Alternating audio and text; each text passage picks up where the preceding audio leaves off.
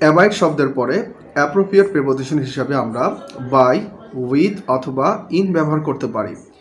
আজকের ভিডিওতে আমরা জানার চেষ্টা করব কখন আমি অ্যাবাইড বাই বসাবো, কখন আমি অ্যাবাইড উইথ বসাবো, আর কখন অ্যাবাইড ইন বসাবো। যখন কোনো রুলস অ্যান্ড রেগুলেশন বোঝাবে আমরা বলবো অ্যাবাইড বাই। যখন কারোর সঙ্গে থাকা বোঝাবো আমরা বলবো অ্যাবাইড উইথ। আর যখন কোনো জায়গা বোঝাবো আমরা বলবো অ্যাবাইড ইন। যেমন এই স্কুলের রুলসগুলো তোমাকে মেনে চলতে হবে। You should abide by the rules and regulation of this school. যখন কারোর সঙ্গে বোঝাবো, যেমন আমি আমার বাবা মার সঙ্গে বাস করি, I abide with my parents. আবার আমি ঢাকাতে বাস করি, I abide in Dhaka. Similarly আমি মিরপুরে থাকি, আই অ্যাবাইড ইন মিরপুর। সুতরাং আমি আরেকবার এই বিষয়টাকে ক্লিয়ার করি। যখন আমরা রুলস অ্যান্ড রেগুলেশন বোঝাবো আমরা বলবো অ্যাবাইড বাই। যখন আমি সঙ্গে বোঝাবো আমি বলবো অ্যাবাইড উইথ। আর যখন আমি কোনো জায়গা বোঝাবো আমি বলবো অ্যাবাইড ইন। এইভাবেই আমরা অ্যাবাইড শব্দটাকে ব্যবহার করব।